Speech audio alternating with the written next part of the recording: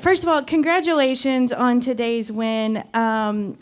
And maybe just take us back to when you did receive that call from Justin. Did you ever imagine that you would be sitting here this evening?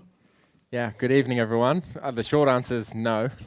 It's something I guess you dream about. But as Justin was saying, when he first approached me about it, he said it could happen, and I'm on the short list. And when he gave me that call, it was pretty special. And I guess preparation started.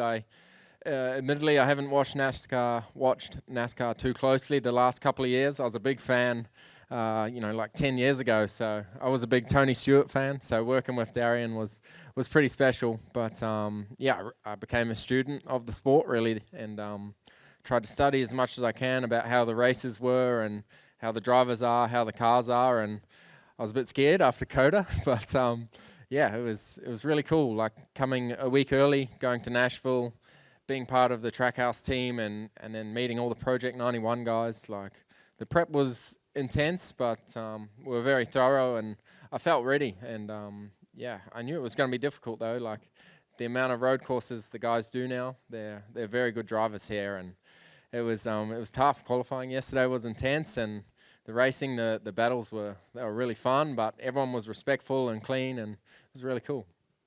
All right. Well, now open questions for Shane. If you have one, raise your hand. We'll work to get a mic to you. And to kick us off, we'll start with Jeff Gluck. Shane, I know Kyle Larson came to congratulate you, but when he was in here, he was wondering, I guess, what you thought about the field. He said, I think when a guy like that can come in and kick your ass at your own game, it shows we all have room to improve. I'm curious what he thinks about us. He obviously passed a lot of us, so I'm curious if he thinks we all suck, or if we could actually compete like if we weren't really that bad. So what did you think of them? I'm sure if it was an oval, it would be the other way around. I guess this is my sort of bread and butter, the street circuits. We do almost half of our series races are street circuits. So I'm comfortable with the walls. Took me a bit to learn the proximity of the car, having the car on the other side of me. So I was missing apexes turning left and struggling turning right to know where that side of the car was. I got better and better, and in qualifying I left a lot on the table. Like it's very intimidating on these straights. You have a 90-degree corner and no runoff, so I left a lot on the table on braking, and every lap today I was learning and getting better. But those guys are good. In the wet, the tire was so different to anything I'm used to, but they were straight into it and just into it. And when I got on the slicks again, I was probably a bit too timid, and the guys were all over me. The next restart, I was just trying to find my feet a bit and figure out how everyone races and what it's like. And, everyone's good, and the passes they were making were committed. And, I probably was a bit too nice to some people, but, that's how it was. And then coming back through the field, I thought, once the race got short and we had to pit to be able to make it on fuel, and thought it was going to be difficult from 18th. And, I don't know the paint schemes that well or the numbers, so I was kind of trying to read the numbers on the windscreen to figure out who people were when I come up on them, and kind of remember who's good and who's not. And had some really good battles coming through. Some guys waved to me, and some guys battled hard, which was really cool. And everyone was clean, and I got a couple of taps. I tapped a couple of people, and there was that crazy restart at turn 11. The spotter was going off. I've never raced with a spotter before, and I normally would have just barreled on and joined the crash. So it was pretty cool to see how that side of it works. Go ahead. Hey, Shane. I've obviously seen all of your wins in your career. Where do you think this one ranks? Because I've certainly got it right up there. Yeah, it's obviously pretty high, but it's still, like, Supercars is my dream, and, winning that championship and races like Bathurst over there are still top of the list. But to come in and do this, I don't know where it ranks yet. It's still sinking in, but it's obviously one of the most special victories I've ever had. And to share it with so many people, to have my dad come over and a few other family, and the team, how awesome this team is. It's great. Trackhouse is such a cool organization to be part of. The atmosphere and the teams, I've never really experienced anything like it before. Probably more relaxed than I've seen in a couple of years. I mean, does it feel like this is the sort of place that you could come to race full time? I miss racing in the States. I've done Daytona 4 or 5 times now, and just the way the American people are and how they go racing, it's so much more enjoyable. And even doing the media stuff, which I hate, Like, everyone here is really nice. They ask good questions, and you know, and they're respectful, and it goes both ways. So yeah, everyone here has made me feel comfortable, and it's so enjoyable the way the races are run. Like the qualifying at Nashville, I couldn't believe how relaxed everyone was. But then it was like a switch. The intensity turns on, and away it goes. So yeah, I'm committed next year to Supercars. I still love Supercars and hope it goes well there. But in 25, who knows? All right, Jeff, did you have a question? Or Jordan, sorry, go ahead. Jordan Bianchi with The Athletic.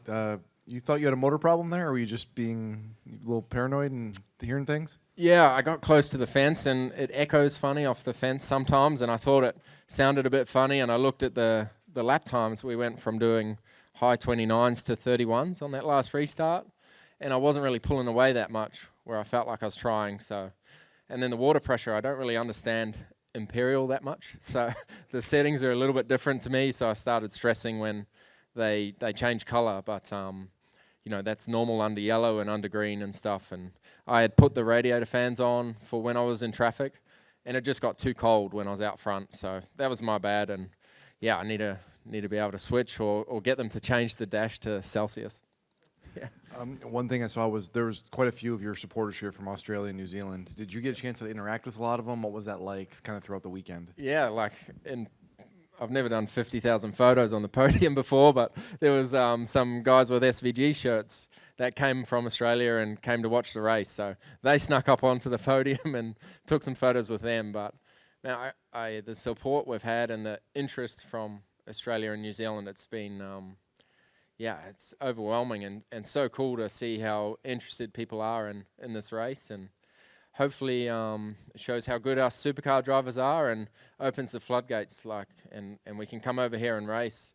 There hasn't been anyone from Supercars since Marcus really come and have a go, but there's plenty of good drivers now wanting to come and try expand and come over here, and any of the top 10 in Supercars are good enough to come and do what I just did. All right, go ahead. Yes, Naima Latif with On Air Daily News, and congratulations on your win. Thank you. It was a big deal changing the city streets to a race car track here in Chicago, but also this is usually the weekend where it rains. So how did this track compare to what you have experienced before? What kind of adjustments did you have to make based on the way the track ran and the weather? Yeah, it's pretty similar to some tracks we have. Like the last half of Surface Paradise is pretty similar to this in some ways, but the changes in surface were extreme, like to go from old to new, and then the concrete. I've never driven on concrete like that really. Maybe Sebring a little bit, but then when it rained, the concrete was crazy slippery for everyone. So quite different. But for NASCAR, like their first ever street race and the way the weekend run, unfortunately the Xfinity Series didn't happen, but yeah, it's credit to NASCAR to nail it on their first weekend, and hopefully it leads to more street courses, and I'd love to be here for them. All right, we're going to go to Reed.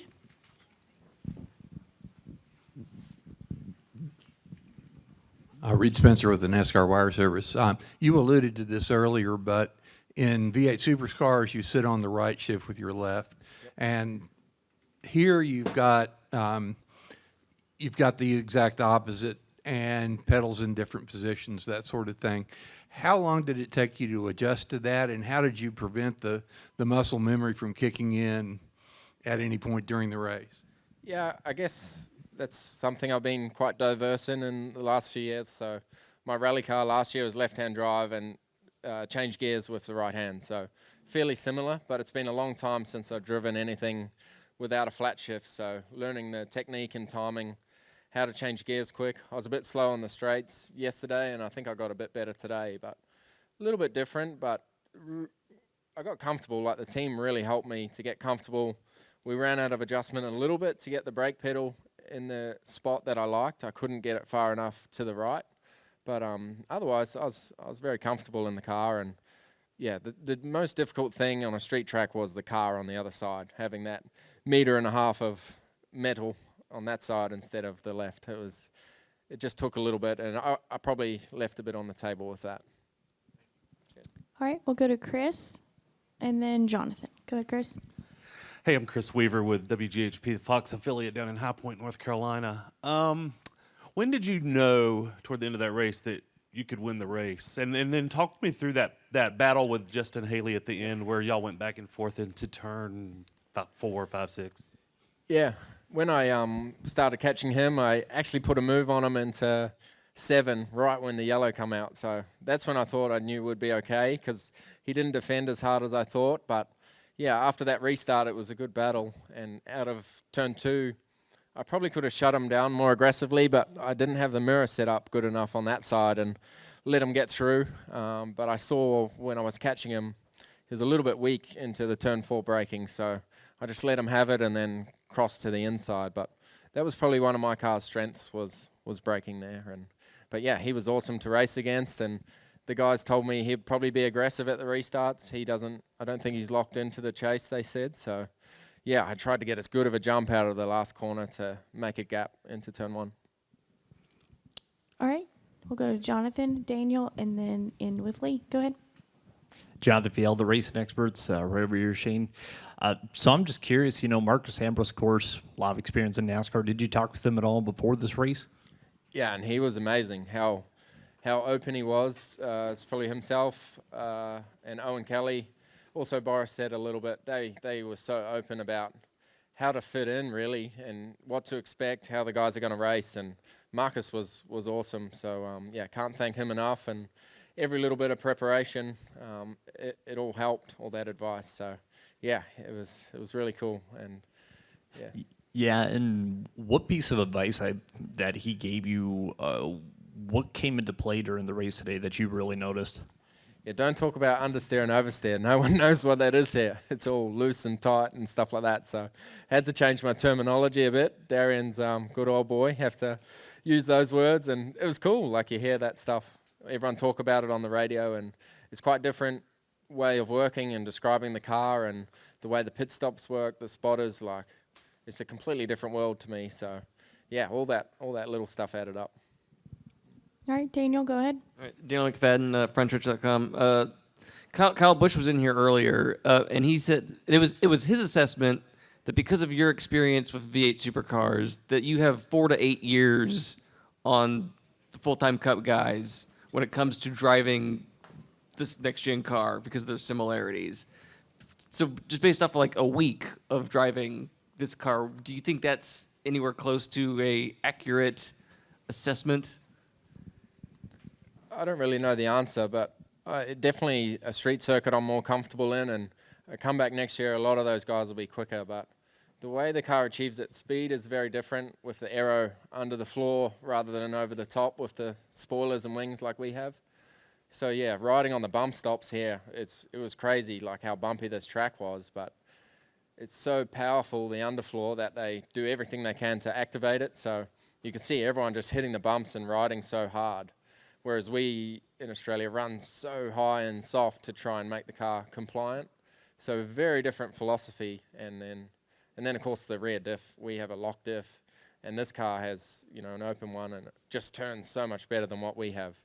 So yeah, huge differences in cars, but I think the street races, the more they do here, the better they'll get. You could see guys leaving a lot on the table on corner exits to the wall where I wasn't afraid of getting close, yeah.